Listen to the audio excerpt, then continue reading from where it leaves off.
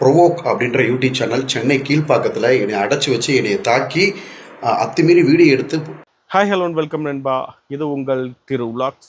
இந்த ஆட்டை கடிச்சு மாட்டை கடிச்சு மனுஷனை கடிச்ச கதை கேள்விப்பட்டிருக்கீங்களா? அதுதான் இந்த திவாகரோட கதை. என்னன்னு பார்த்தீங்கன்னா, முதல்ல திரையுலக பிரபலங்கட்டில் வம்புழுத்தான், அதுக்கப்புறம் யூடியூபர்ஸ்ட்டை வம்புழுத்தான், அதுக்கப்புறம் ஒவ்வொரு மீடியா சேனல்ஸ்கிட்டே போய் வம்புழுத்தான். கடைசியாக எதுவுமே கிடைக்கலன்னா தன்னோட ரீல்ஸ் மூலமாக எனக்கு வாய்ப்பு கொடுங்கன்னு சொல்லி வம்புழுத்தான். நேரடியாக போயிட்டு சின்ன திரை நடிகர்கள்கிட்ட போய் வம்புழுத்தான். கடைசியாக இப்போ எங்கே நின்றுக்குன்னு பார்த்தீங்கன்னா, இடையில இவன் கைது செய்யப்பட்டான்னு சொல்லி நான் சொல்லியிருந்தது கூட நிறைய பேர் ஃபேக் வீடியோ போடாதீங்க, அப்படிலாம் எதுவுமே நடக்கலைன்னு சொல்லியிருந்தீங்க.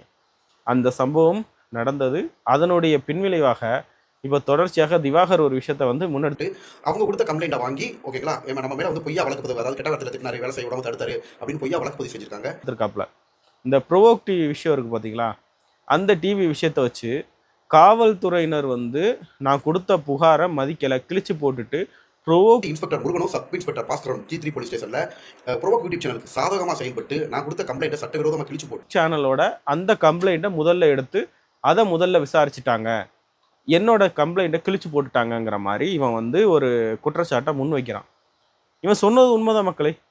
100க்கு முதல்ல கால் பண்ணது இவன் தான். ஏனென்றால் அங்கே இவன் பண்ண விஷயத்தோட ஒரு ரியலைஸை இவன் பண்ணிட்டான். என்னன்னா, நம்ம கேமரா உடைச்சிருக்கோம், அங்கே உள்ள கேமராமேனை தாக்கியிருக்கோம், ஆங்கரை தாக்கியிருக்கோம், எல்லாரையும் தாக்கியிருக்கோம். ஸோ கண்டிப்பாக நம்ம மேலே லீகல் ஆக்ஷன்ஸ் எடுத்துருவாங்கன்னு இவனுக்கு தெரிஞ்சிருச்சு.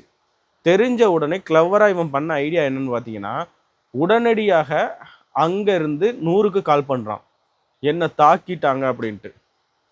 100க்கு கால் பண்ணி போலீஸார் பார்க்கும் பொழுது இவன் தான் அங்கே எக்கச்சக்க டேமேஜஸாக பண்ணியிருக்கான். அது அவங்களுடைய அலுவலகம், அவங்க இன்டர்வியூக்கு அழைச்சிருக்காங்க, இவனுக்கு பெய்ட் பண்ணியிருக்காங்க, இவன் காசு வாங்கியிருக்கான், காசு வாங்கிட்டு இன்டர்வியூ கொடுக்க வந்திருக்கான். அவர்கள் ஒரு சில விஷயங்கள் பேசும் பொழுது மனஸ்தாபங்கள் ஆயிருக்கு. அப்போ இவன் அங்கேருந்து நேரடியாக கிளம்பி காவல்துறையில் போய் கம்ப்ளைண்ட் பண்ணியிருந்தா இது பிரச்சனை கிடையாது. ஆனால் இவன் அந்த இடத்துல என்ன பண்ணியிருக்கான்னா, அந்த ப்ரொவோக் மீடியா சேனலோட கிட்டத்தட்ட 2.5 லட்சம் ரூபாய்க்கு மேலே மதிப்புள்ள கேமராவை, அது ஃப்ளிப் டிஸ்பிளே, அந்த டிஸ்பிளேயை கையோடு பிடிங்கிட்டான். ஒரு சின்ன இதுக்கு நார்மலாக இருக்க படித்த எல்லாருக்குமே தெரிஞ்சிருக்கும், கேமரானா மெமரி கார்டு இருக்கும், மெமரி கார்டில் தான் எல்லாமே ஸ்டோர் ஆகும்ட்டு. கேமராவில் லென்ஸையும் பிடிச்சி இழுத்து அந்த டிஸ்பிளேயை பிடிச்சி உடைக்கிறது எந்த வகையில் நாகரிகம்னு எனக்கு தெரியலை.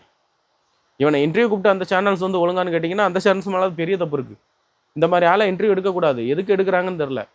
தன்னோட ஒரு இதான டிஆர்பிக்காக இன்டர்வியூ எடுத்து இந்த மாதிரி மாட்டிக்கிட்டு முழிக்கிறாங்க. இப்போ இவன் தன்னோட ஃபேம் இப்போ கொஞ்சம் குறைஞ்சிருச்சு பார்த்தீங்களா. ஆல்ரெடி வேறு உள்ளே போயிட்டு வந்துட்டோம், இப்போ யாரும் மதிக்கிறதே இல்லை. இந்த காது குத்து வீட்டுக்கு, கல்யாண வீட்டுக்கு போய் தின்னு வீடியோ போட்டு அதை வச்சு ரீல்ஸ் போட்டுக்கிட்டு இருக்கான். ஸோ அடுத்ததாக என்ன பண்ணலாம் பூம் ஆகிறதுக்கு? இடையில பாக்யராஜ் சார் மரணத்தை வச்சுலாம் கூட இது பண்ணி பார்த்தான், அதெல்லாம் நடக்கலை. ஸோ அடுத்து என்ன பண்ணலாம்?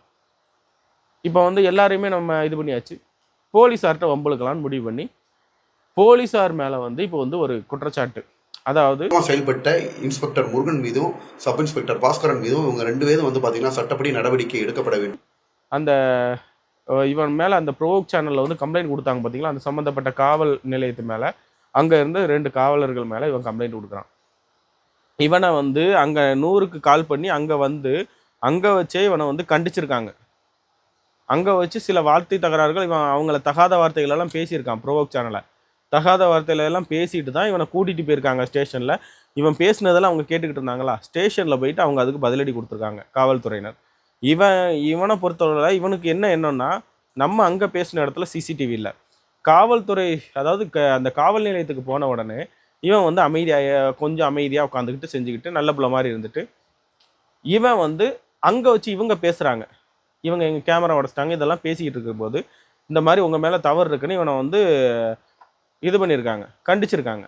அந்த கண்டிச்சதை வச்சுக்கிட்டு இவ்வளவு நாட்கள் கழித்து அந்த கண்டிச்சதை வச்சு அவங்க மேலே நடவடிக்கை எடுக்கணுன்ட்டு சென்னை கமிஷனர் ஆஃபீஸில் கம்ப்ளைண்ட் கொடுக்க போகிறான். நம்ம அந்த லெட்டரை எழுதி வச்சு அதை வச்சு ஒரு ரீல், இந்த ரீல் எப்படி ஒரு 20K 30K வியூஸ் போயிடும் இன்ஸ்டாவில். இதுலையும் இதை வச்சு கொஞ்சம் பூம் ஆகலாமா? இதுதான் இப்பொழுதைய இவனது பாயிண்ட் ஆஃப் வியூ, இவனது அந்த ஒரு முயற்சி. இந்த முயற்சி எங்கே போய் முடியும் தெரியுமா? டிடிஎஃப் வாசன் உங்கள் எல்லாருக்குமே தெரிஞ்சிருக்கும். அந்த டிடிஎஃப் வாசன் வந்து சீரழிஞ்சது காரணமே இந்த மாதிரி காவல்துறையினர் மேலே சும்மா இந்த கெத்து காட்டுறங்கிற பேரில் காவல்துறையினர்கிட்ட வம்பளுக்கிறது. அடுத்ததாக அந்த வரிசையில் வாட்டர்மெலன் ஸ்டார் திவாகர் அப்படிங்கிறது வரப்போகுது. அதாவது டிடிஎஃப் வாசனாவது அவனுக்குன்னு ஒரு திறமை இருந்துச்சு, பைக் ஓட்டுறது, செய்கிறது, விளாக் பண்ணுறது, அந்த மாதிரி ஏகப்பட்ட ஃபேமிலிஸ் அவனுக்கு இருந்தாங்க. கிட்டத்தட்ட யூடியூப்பில் லட்சக்கணக்கான மில்லியன் கணக்கான சப்ஸ்கிரைபர்ஸ் இருந்தாங்க. அதை வச்சு அவன் வந்து மீண்டுட்டான், அவனுக்கு வருமானம் இருந்துச்சு, அவன் மீண்டு வந்துட்டான். இவெல்லாம் என்ன ஆக போகிறான்னு மட்டும் பாருங்கள். ஓகே நண்பர்களே, இன்றைக்கி நம்ம பார்த்த நியூஸ் உங்களுக்கு பிடிச்சிருந்துருக்கோம். கூடிய வரையில் வந்து இந்த விஷயத்துக்கு இவனை வந்து எப்படியும் தூக்கி இவனை கைது செய்யப்படப்படும்பொழுது அதோட எக்ஸ்க்ளூசிவ் ஃபுட்டேஜஸோட உங்களை வந்து சந்திக்கிறோம். நன்றி, வணக்கம். இது உங்கள் திரு விலாக்ஸ். நன்றி.